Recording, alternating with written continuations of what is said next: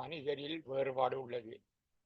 எல்லா வயது மட்டத்தில் உள்ளவர் குணத்தை பொறுத்தவரையிலும் குழந்தை போன்றவர்களும் இளைஞர் போன்றவர்களும் புதிய அனுபவசாலிகள் போலுள்ளவர்களும் மட்டுமல்ல, திருத்தக்கூடியவர்களும் திருந்தக்கூடியவர்களும் திருத்தவே முடியாதவர்களும் கட்டாயமாக தண்டிக்கப்பட வேண்டியவர்களும் இருக்கத்தான் செய்கிறார்கள்.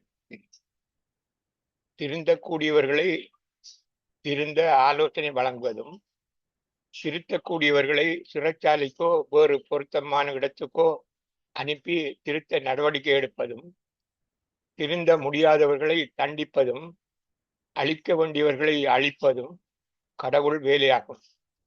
அவற்றை கடவுள் நேரடியாகத்தான் வந்து செய்வதில்லை. அதற்கானவர்கள் இப்பூவுலகிலே பிறந்து அப்பணியை சரியாக ஆற்றுவார்கள் என்று முத்தையா சுவாமிகள் சொல்வார். கல்லுக்குள் இருக்கும் தேரைக்கும் தீனி வைத்திருக்கும் கடவுள் என்னை அசைக்கவே முடியாதென்று மார்தட்டியவர்களையும் அசைத்து காட்ட ஆளை அனுப்புகிறவர்தான் கடவுளாகும் என்பதை நான் மட்டுமல்ல, அவதார புருஷர்களையும் சொல்லுகிறார்கள். கீதா உபதேசமே அதுதான் என்று முனிவர் சொல்லுவார். அத்திவாரமே சரியில்லாத கட்டடத்தை ஆட்டிக்காட்ட பார்ப்பவரும் கடவுள்தான். குடும்பத்தில் ஒழுக்கம் வளரவில்லையானால் சமூகம் ஒழுக்கமாக இருக்காது. சமூகம் ஒழுக்கமாக இல்லாவிட்டால் நாடு ஒழுக்கமான நாடாக இருக்காது. நாடு ஒழுக்கமான நாடாக இல்லாவிட்டால் உலகமே இன்று போல சீரழிந்து வரும் என்பதுதான் முத்தையா சுவாமிகள் கருத்தாகும்.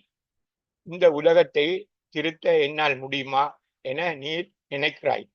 நீரும் இந்த உலகம் என்னும் கட்டிடத்தின் அத்திவாரத்தில் அமைந்துள்ள ஒரு கல்லுதான். நீர் உன் வேலையை சரியாக செய். அதிகாலை 4:30 மணிக்கு முன்னர் விழித்தெழுந்து உனக்காகவும் ஏனைய மக்களுக்காகவும் கடவுளிடம் நல்லெண்ணத்துடன் கோரிக்கை வை. நான் ஒருவன் வாக்கு போடாவிட்டால் ஜனாதிபதி தெரிவு செய்யப்பட மாட்டாரா என கேட்க வேண்டாம். நீர் உன் வாக்கை சரியாக அடையாளப்படுத்து.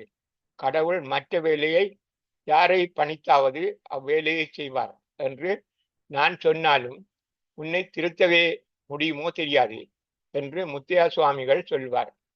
மற்றவர்கள் சந்தோஷமாக இல்லாத விடத்தில் நீர் சந்தோஷமாக இருக்க முடியாது. நீர் சந்தோஷமாக இருக்க நாள்தோறும் ஏராளமான வேலைகளில் நீர் சரியான நல்ல தீர்மானம் எடுக்க வேண்டியுள்ளது. அவற்றையும் சரியாக செய்வதில் நீர் கவனமாக இருந்தால் நீர் நாட்டை பற்றியோ உலகத்தை பற்றியோ கவலைப்பட தேவையில்லை. எல்லாம் சரியாக நடக்கும் என்பதே முத்தையா சுவாமிகள் கருத்தாகும். இதுவரை பார்த்தது மக்களுக்கான பொது பிரச்சனை.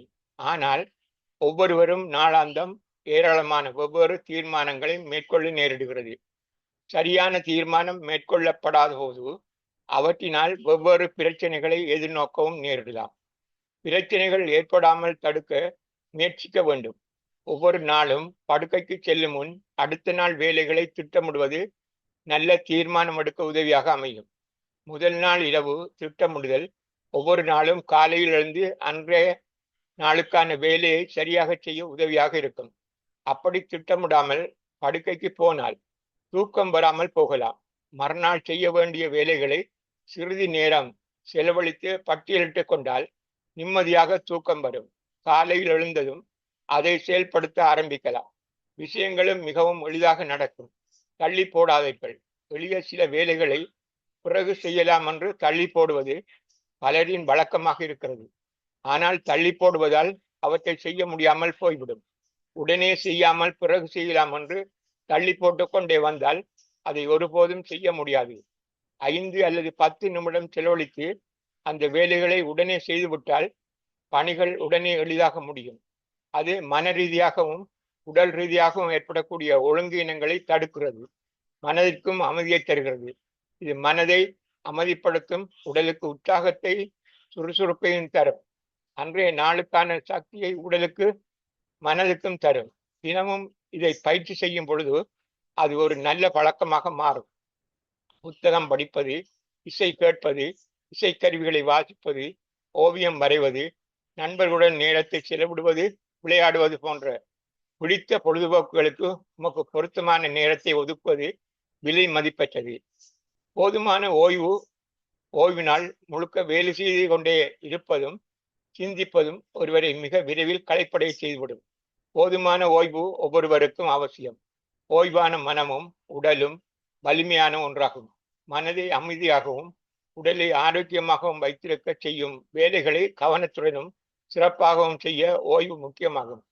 நாள் முழுவதும் நமக்கு மகிழ்ச்சி, திருப்தி அல்லது சுகத்தை தரும் ஒன்றை செய்வதிலும் அல்லது சாதிப்பதிலும், மறுபுறம் ஒரு குறிப்பிட்ட பிரச்சனை அல்லது சிரமத்தை சமாளிக்கும் முயற்சியிலும் நேரத்தை செலவழிக்கின்றோம். நம்மில் ஒரு சிலர் எவ்வளவுதான் மகிழ்ச்சியாக உணர்வுகளுக்கு வழிவகுக்கும் செயல்களை தொடர விரும்பினாலும் உண்மையில் நாம் சந்திக்கும் பிரச்சனைகளே நம் வாழ்வில் உள்ள நல்ல பகுதிகளை விட அதிகமாக காணப்படுகிறது. இந்த பிரச்சனைகள் நம் ஒவ்வொருவருக்கும் வெவ்வேறு வடிவங்களில் இருக்கலாம். நம்மில் சிலருக்கு இது பொருளாதாரம் தொடர்பாக பிரச்சனையாக இருக்கலாம். மற்றவர்களுக்கு இது நெருங்கிய ஒருவரின் இழப்பாக இருக்கலாம். சிலருக்கு தாம்பத்தியத்தில் ஒற்றுமை குறைந்ததாக இருக்கலாம்.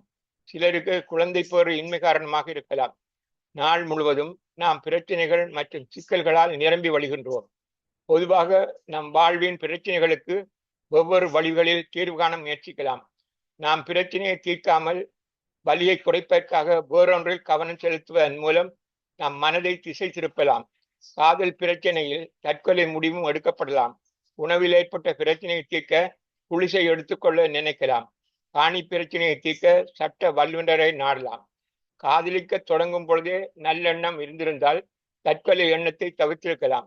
சாப்பிடும் பொழுதே நல்ல தீர்மானம் எடுத்திருந்தால் வயிற்று பிரச்சனைக்கு குளிசை செய்யப்பட்டிருக்காது. சொத்து வாங்கும் போதும் காணி வாங்கும் போதும் நல்லெண்ணத்துடன் நன்றாக தீர்மானித்து சட்டத்துக்கு அமைவாக வாங்கியிருந்தால் சட்ட வல்லுநரின் நாட தேவை ஏற்பட்டிருக்காது. ஒன்றினாலும் பிரச்சனை தீரவில்லை என்றால் இறுதியாக கை கொடுப்பவர் கடவுள்தான் என்று நான் சொல்ல தேவையில்லை, சாத்திரி சொன்னால் போதும். கடைசி முயற்சி கடவுள் வணக்கம், புனித யாத்திரை, பிரார்த்தனைகள், நேர்த்திக்கடன் மற்றும் மகான்களை தரிசித்தல். அதன் பிறகு அற்புதமான நிவாரணங்களை அனுபவிப்பதாக சொல்லுகிறார்கள். ஆரம்பத்திலேயே கடவுளை நம்பி நல்ல எண்ணத்துடன் எடுக்கும் தீர்மானங்களை நல்லதாக எடுத்திருந்தால் கடவுள் நல்லதையே செய்வார் என்று அச்சம் பயமின்றி உன் வேலையை மட்டும் நீ பார்த்து கொண்டிருக்கலாம் என்று சொன்னால் நம்ப முடியுமோ தெரியாது. கண்ணுக்கு தெரியாத கடவுளை எப்படி நம்புவது, தானாக எப்படி நல்லது நடக்கும் என்பதை எப்படி நம்புவது என்று உன் மனம் கேட்கிறது. அது எனக்கு புரிகிறது.